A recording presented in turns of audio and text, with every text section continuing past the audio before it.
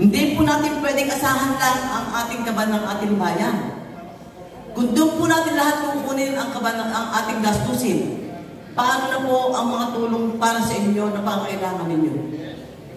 Paano po kayo matutulungan? Kung bagyang ibot, kung meron gastusin, doon natin kukunin sa kaban ng ating bayan, tulad ng ating mga pagawain. Pero kung makapag-hikayat po tayo ng investor, lalaki po ng lalaki ang ating pera para sa inyo. Dito po, ang aking po 7-point agenda, hindi ko na po masabi.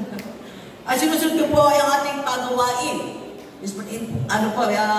Ang pagawain po natin is infrastructure. Yung po, pag po naglalakad-lakad kami, nakita po namin ang mga pagawain natin.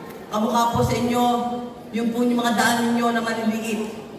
Di po ba?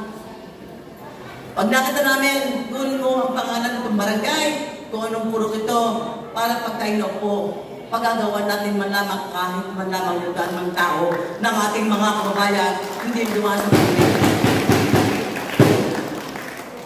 Sisiguridihin po natin na ang pondo nito ay mayroon. Dahil hindi po natin pwede magpagawa na talagang walang pondo.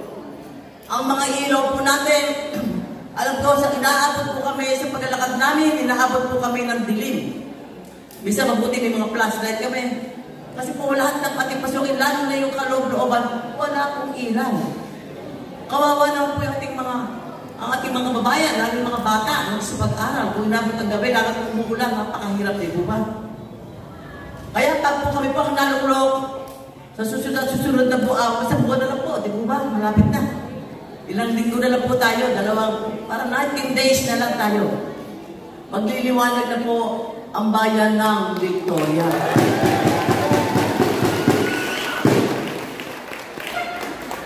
Sa agrikultura po naman, ang agrikultura po natin, ito po sa pangalawa sa pinakamalaki. Nataniman ng mga palay. Alam po ngayon, ay maraming nahihirapan, ay napakabura po ng palay. May mga nagreklamo sa akin. Kaya sa ating pong pamumuno, pipilitin ko po na ang inyong mga ani, ang bibili na po ay ang ating bayan, ang ating pong munisipyo.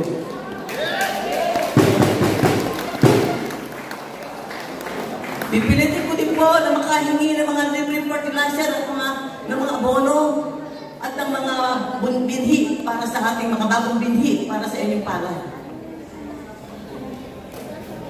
Kaya po, alam ko, yan ang ating pinakasimbolo ng ating bayan, ang ating sa agriculture, at saka po ang ating itik. Sa ating pong itikan, paano po tayo magiging, kasabi nila itik, tayo po ang capital itik sa buong Pilipinas. Kung wala na po tayong itik, sayang na lang po yung mga simbolo natin yan, na nakalagay puro itik, pero wala naman tayong itik. Sa totoo po, sa ngayon, lahat po ng pamaking ko lang ang nag-iitik na yun. Yung mga pamaking ko po namin, sila po, yung dami silang pamaking ko, dati po lumaban yun ng kusyal, si Ron Pulintan. Ang itik po niya ay nasa 8,000 na, wala sa halos 10,000. Kasi pinilit po siya nung nabubuhay si Mayor, kayong bumuhay sa itik. Buhayin natin yan kasi pag nawala ang mag-iitik dito, hindi na tayo magiging itik capital ng Philippines, di ba? Paano po tayo magkakaroon ng itik festival? Kung mawawala po ang ating mga itik. Kaya pinipilit po namin ng itik na yan, talagang maitaas po natin ang maitaas. Ang mga pamangkin po, si Jan at saka si Sara, yan po ang malaki rin itikan. Puro pamangkin ko po halos lahat.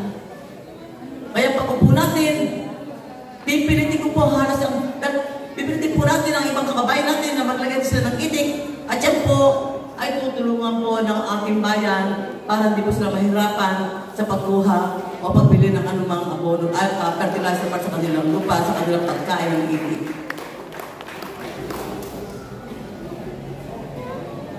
Ang ating po sa environmental naman po tayo, ang ating po environment po natin,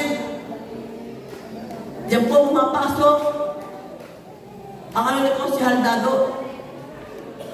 Alam ko po, na yung sinasabi niya ng high temperature incinerator, yung po makakatugon sa ating problema sa basura. Kaya lang po, talagang mahal ito. Pero, pag pumasok po sa atin dito, ang solar panel, kayang-kaya po natin may pagawa ang high incinerator, ang ating po, high temperature incinerator. Alam niyo ba yung solar panel na yan? Magpapasok po siya sa kabalang bayan natin, pinakamababa niyo po ang 50 million per year. Kung yun po napapasok sa ating kabalang bayan, sigurado ko po, mapakaganda na lang ating bayan kung ilalagay sa tama ng namumuno kung saan ito tatalin at kung paano ito hanggang ilalagay sa ating bayan. Yan po ang pinakabigat natin problema ang ating basura. Alam niyo po ito, nung ilalagay niyo po ito sa taas noon, alam po nila lahat kung gaano po kaganda. Kung tayo po ay matutuloy na magkaroon nito, tayo pa lang po ang kauna-unahan dito sa bayan ng Laguna. Hindi na po kayo mamumroblema sa basura. Hindi na po tayo mamumroblema kung saan po natin lalagay ang ating mga basura na hindi na hinakot. Kaya po, pagtulungan nyo kami, ang po si Haldado po, ang isa po sa ating mga kailangan natin para sa ating bayan. Bagamat, ngayon na po sa dumating sa ating bayan, kasi po, sabi ko nga, more than half yung buhay mo, inukol mo na sa ibang bansa. Siya po isang mechanical engineer. Ang ating pong health and nutrition.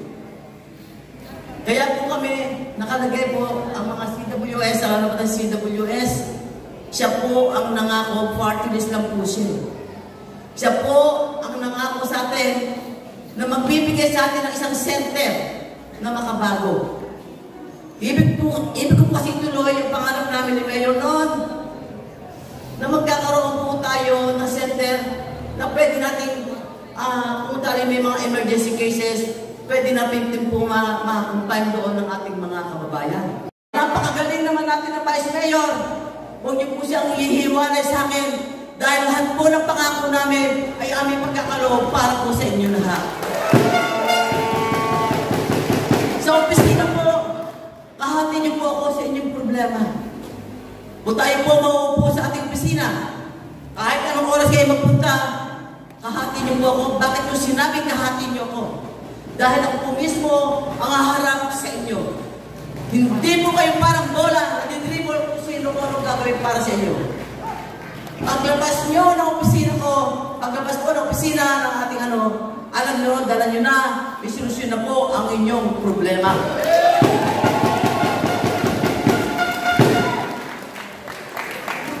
Ako po'y nakikiusap sa inyo. Kung di nyo po ako kaya kami, handa pa rin mahalin. Ito na po ang huli kong laban. Huli ko po laban, kung di pa rin po ako may mapagbibigyan, huli ko na po ito eh. Sino na po madadaingan nyo, di po ba? Kaya sa inyo po,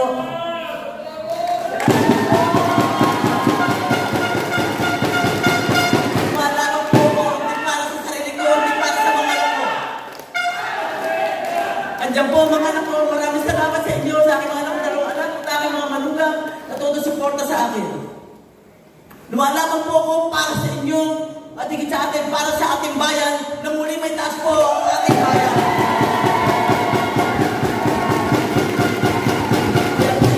Maraming salamat po.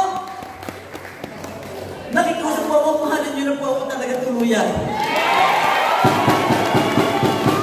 Alang-alang po sa ating bayan, alang-alang po sa ating susunod na generasyon.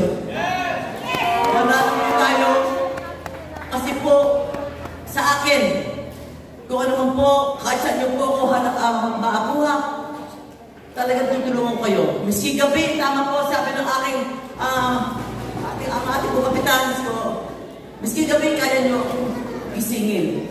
Dahil ang aking po mga TESEL number ay open po lahat sa inyo.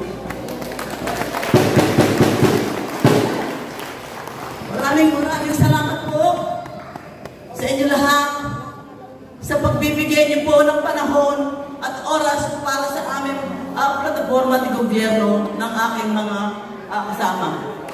Ang Almeda, Fajardo po, ay taos puso po nagpasalamat at nangangako po sa inyo lahat na kung ano man po na bigkas namin sa oras na ito, yung po mga susunod para po sa ating bayan. Maraming salamat po sa inyo lahat. Maraming salamat po. Muli